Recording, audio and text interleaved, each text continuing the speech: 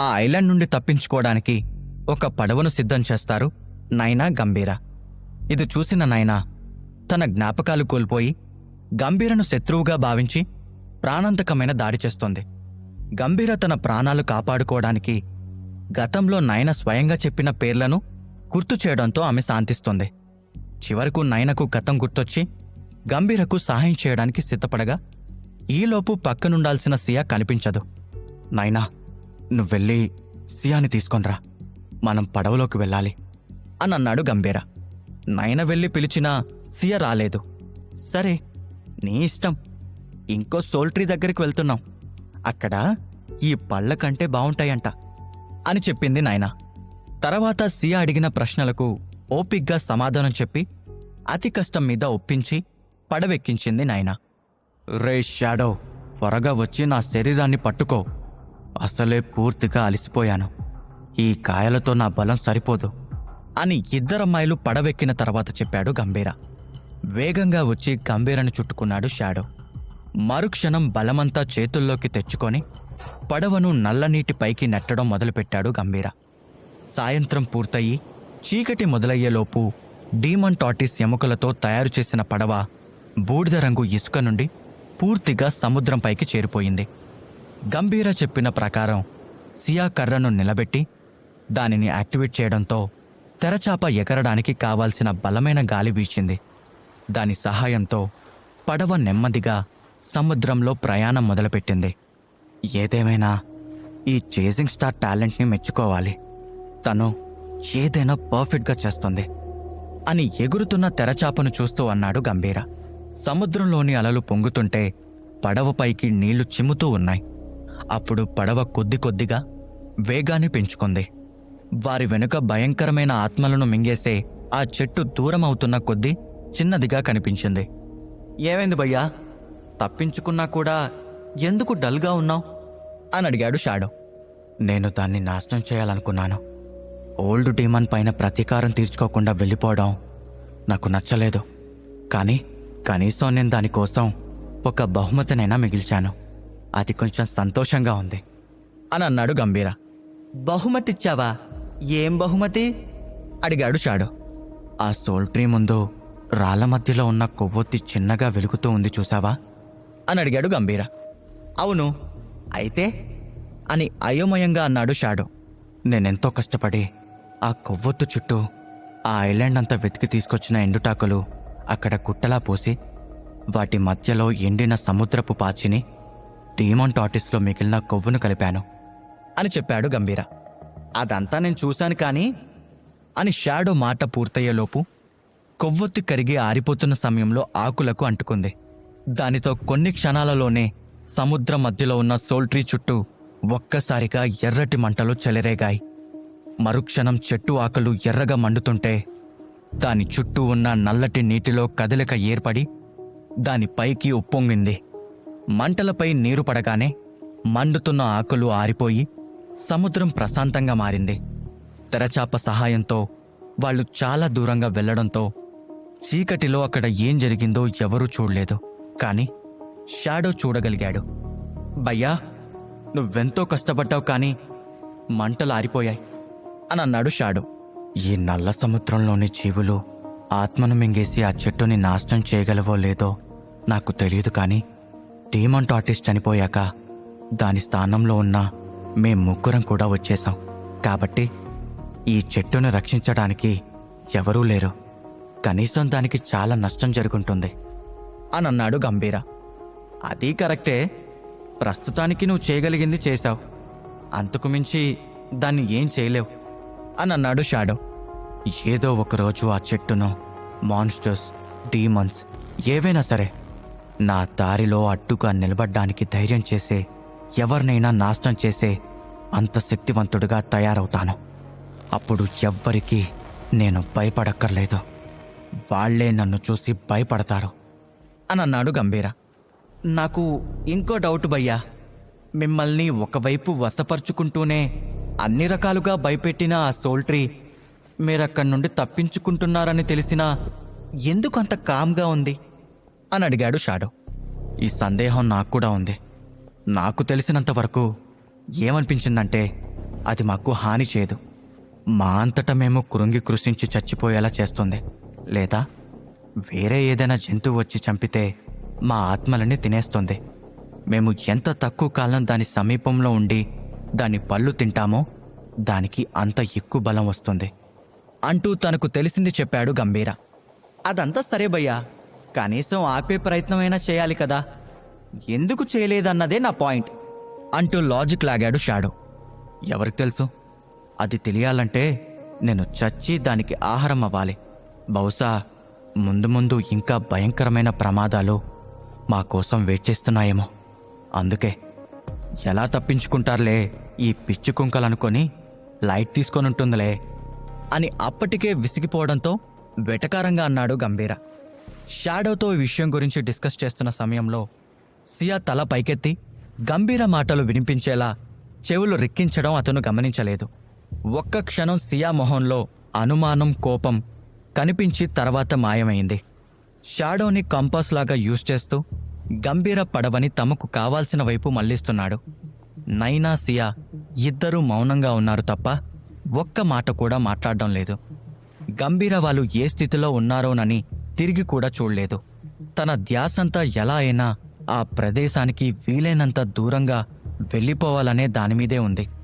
పైన నల్లటి ఆకాశం, కింద చీకటి సముద్రం, ఇది తప్ప ఈ రాత్రిపూట ప్రయాణంలో ఏవీ కనిపించడం లేదు అని చెప్పాడు షాడో. ఈ సముద్రం కింద ఎన్నో రకాల జీవులున్నాయి. ఒకవేళ ఈ పడవ సౌండ్కి అవి బయటకొస్తే ఏంటి పరిస్థితి? ప్రస్తుతం నాకున్న బలంతో వాటిని ఏమీ చేయలేను అని టెన్షన్గా అన్నాడు గంభీర. చిన్న జంతువులు వచ్చినా పర్లేదు కానీ పెద్దదేవి రాకూడదని దేవుణ్ణి బాగా వేడుకోబయ్యా అని అన్నాడు షాడో. కొన్ని గంటల ప్రయాణం తర్వాత మన అదృష్టం బాగుంది. ఇప్పటి వరకు చిన్న చిన్న జంతువులు తప్ప పెద్దవేవి రాలేదు అని నిట్టూరుస్తూ అన్నాడు గంభీర. అతని మనసుపై సోల్ట్రీ ఆకర్షణ తగ్గి ఆలోచనలు స్పష్టంగా మారుతుంటే తలలో గాజు పగిలినట్టు శబ్దం వినిపించి పొగమంచు చివరి అవశేషాలన్నీ మాయమై ఆత్మను మింగే శక్తి నుండి పూర్తిగా విముక్తయ్యాడు. దానితో అతని మొహంలో చిరునవ్వొచ్చింది. ఏంటి భయ్యా, నీ మొహంలో కాంతి పెరిగింది, నీలో నువ్వే నవ్వుకుంటున్నావు అని అడిగాడు షాడో. నా తలపై ఉన్న బరువు దిగి నా చూపు తిరిగొచ్చింది. ఇప్పుడంతా మరింత స్పష్టంగా కనిపిస్తుంది అని హుషారుగా చెప్పాడు గంభీర. అబ్బో భయ్యా, నువ్వు సంతోషంలో ఎదురుగా ఉన్న ప్రమాదాన్ని అర్థం చేసుకోవడం లేదు అని హెచ్చరించాడు షాడో. రే, కాసేపు కూడా నన్ను సంతోషంగా ఉండనివ్వవా?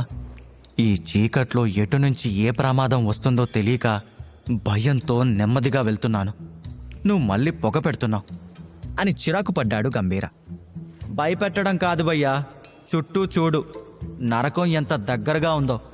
ఇక్కడ ప్రతి క్షణం ప్రమాదమే ఉంది. నేను చెప్పేవన్నీ నిజాలే, అనుభవంలోకి వస్తే కానీ అర్థం కావు అని అన్నాడు షాడో.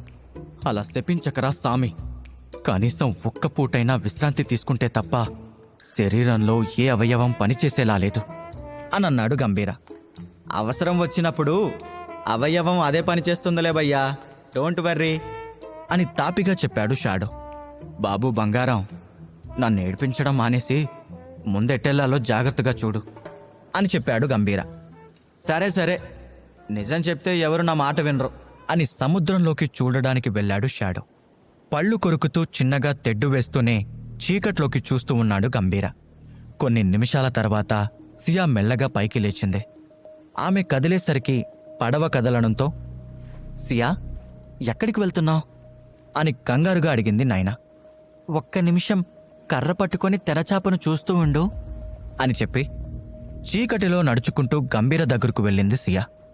ఏంటి సియా, ఇటువైపు వచ్చావు, బోర్ కొడుతుందా అని అడిగాడు గంభీర. ఆ మాట పూర్తయ్యేలోపు అతన్ని గట్టిగా కౌగిలించుకొని తన మొహాన్ని గంభీర గుండెల్లో దాచుకొని ఏడవడం మొదలుపెట్టింది సియా. ఆమె అలా చేస్తుందని ఊహించకపోవడంతో గంభీర షాక్ అయ్యాడు. ఆమె వెచ్చటి కన్నీళ్లు తాకేసరికి మరింత కంగారు పడ్డాడు. ఏమైంది సియా, ఎందుకు ఏడుస్తున్నావు అని ఆశ్చర్యంగా అడిగాడు గంభీర. ఆమె అతని మెడ చుట్టూ గట్టిగా చేతులు వేసి, థ్యాంక్స్, చాలా థ్యాంక్స్ గంభీరా అని ఏడుస్తూ చిన్నగా చెప్పింది సియా. నువ్వు నాకు థ్యాంక్స్ చెప్పడం ఏంటి? నువ్వే కనుక ముందు హెచ్చరించకపోతే మనం ఇంకా అక్కడే ఇరుక్కుపోయేవాళ్ళం. ఇప్పుడంతా అయిపోయింది, ఇంకేడవకు అని ఆమె పరిస్థితి అర్థం చేసుకొని భుజం తడుతూ చిన్న గొంతుతో చెప్పాడు గంభీర. మీరిద్దరూ మరీ అంత సీక్రెట్గా మాట్లాడుకోవాలా అని అడిగాడు షాడో. చీకట్లో మా మాటలు సముద్రంలోని జంతువులు వినకూడదని ఇలా చిన్నగా మాట్లాడుతున్నాం అని చెప్పాడు గంభీర. ఐఎమ్ సారీ గంభీర అని కొంచెం సేపటికి సర్దుకొని అతన్ని విడిచి వెనక్కి నిలబడుతూ చెప్పింది సియా. నేను కూడా నీకు సారీ చెప్పాలి, బలవంతంగా లాక్కొనొచ్చాను కదా అని చెప్పాడు గంభీర. సియా చిన్నగా నవ్వి వెళ్ళిపోయింది. గంభీర పడవని నడుపుతూ జరిగింది మొత్తం ఆలోచిస్తూ పరిస్థితులన్నిటినీ గుర్తు తెచ్చుకొని అనలైజ్ చేయడం మొదలుపెట్టాడు. ఏం ఆలోచిస్తున్నావు భయ్యా అని అడిగాడు షాడో. సోల్ట్రీ వలన ఎదురైన అనుభవం ఎంత బాధాకరమైనా ఇప్పటికీ బలంగా ఉన్నట్లే. పైగా అద్భుతమైన కొత్త ఆయుధం దొరికింది, షాడో పవర్ కూడా బాగానే పెరిగింది అని చెప్పాడు గంభీర.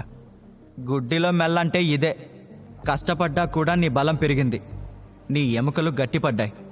24 గంటల కంటే ముందే విరిగిన చేతి వేలు అతుక్కుంది, సోలోగా ఒక పడవని నడపగలుగుతున్నావు అని అన్నాడు షాడో. నాకొచ్చిన మెమరీస్లోని పవర్ వల్ల నాలో చాలా మార్పులొచ్చాయి. ఎంత అలసటని బాధనైనా ఓర్చుకొని నిలబడగలిగే నా సామర్థ్యం పెరిగింది. అంత పెద్ద గాయాలు కూడా తొందరగా నయమవుతున్నాయి. ఈ ప్రత్యేకమైన మెమరీని నేను తక్కువ అంచనా వేశాను అని అన్నాడు గంభీర. దాని మూలాలు మాత్రం రహస్యంగా ఉన్నాయి. నువ్వు ఎవరి గోల్డెన్ బ్లడ్ డ్రాప్ని స్వీకరించావో ఆ వీవర్ ఎవరు? మంత్రం కూడా చెప్పడానికి ఇష్టపడలేదు. వాళ్ళు ఎవరో తెలుసుకున్నావా అని అడిగాడు షాడో. నిజమే, దేవతలతో వారికి సంబంధం ఏంటి? కిల్లర్ థీఫ్ బర్డ్ స్పాన్ నుండి నేను పొందిన ఫస్ట్ మెమరీ ర్యాంక్ ఎందుకు ఖాళీగా ఉన్నాయి? నాకు ఇదేం అర్థం కాలేదు అని మరో ప్రశ్న అడిగాడు గంభీర. కానీ భయ్యా, ఒక మెమరీ మనిషికి కొత్త శక్తుల్ని ఎలా ఇస్తుంది? సడన్గా మనిషిలో అంత మార్పుని తీసుకొని రావడం ఎలా సాధ్యం? ఇదేదో కొంచెం విచిత్రంగా అనిపిస్తుంది, దీని గురించి ఆలోచించు అని అన్నాడు షాడో. ఆ మాట విని నయనా వైపు చూసి అంతకుముందు వారి మధ్య జరిగిన డిస్కషన్ గుర్తు తెచ్చుకోవడానికి ప్రయత్నించాడు గంభీర. ఏంటి భయ్యా, ఇంత చీకట్లో ఆమెకు సైట్ కొడుతున్నావా అని అడిగాడు షాడో. నీ మొహం, అది కాదు. ఈ చేజింగ్ స్టార్ సియాకిచ్చిన కవచం 6వ స్థాయిలో ఉన్న మెమరీ. దానిని నైనా మొదటి నైట్మేర్లో సంపాదించింది. ఇదంతా ముందు చెప్పలేదు, సియానే సంపాదించుకుంది అన్నట్లు చెప్పింది. మళ్ళీ ఏమనుకుందో తనంతటా తనే నిజాలని చెప్పింది. అంటే అప్పుడు కూడా నైనా ఇప్పుడున్నంత బలంగా ఉంది అని అన్నాడు గంభీర. నైనా ప్రతి విషయాన్ని రహస్యంగా ఉంచుతుంది కదా, ఈ విషయం నీకెలా తెలిసింది అని ఆశ్చర్యంగా అడిగాడు షాడో. సోల్ట్రీ దగ్గర నైనా కొన్ని రహస్యాలను నాతో చెప్పింది. బహుశా అది మా ముగ్గురిని కాపాడడానికి అయ్యుండొచ్చు, లేదా నన్ను నమ్మి చెప్పుండొచ్చు అని అన్నాడు గంభీర. కానీ ఆ రహస్యాన్ని నువ్వు మళ్ళీ బయట పెడతావు అనుకోవచ్చు కదా, అయినా కూడా కవచాన్ని ఎలా సంపాదించిందో చెప్పిందా అని అనుమానంగా అడిగాడు షాడో. నేను కూడా అదే ఆలోచిస్తున్నా. బహుశా నైనా నన్ను నమ్మితే ఈ చేజింగ్ స్టార్ తన ట్రూ నేమ్ని ఎలా సంపాదించిందో ఆ రహస్యం ఎప్పుడైనా చెప్తుందేమో అని ఎదురు చూస్తున్నాను అని అన్నాడు గంభీర. ఇంకా నీకు చెప్పని నువ్వు తెలుసుకోవాల్సిన సీక్రెట్స్ చాలా ఉన్నాయి అని గంభీర చెవి దగ్గర ఏదో గొంతు గుసగుసగా చెప్పింది. గంభీర ఉలిక్కిపడి పక్కకి చూశాడు. ఆ స్వరం ఎవరిది? గంభీర తెలుసుకోవాల్సిన సీక్రెట్స్ ఏంటి? తెలియాలంటే నెక్స్ట్ ఎపిసోడ్ని వెంటనే వినండి మీ పాకెట్ ఎఫ్ఎంలో.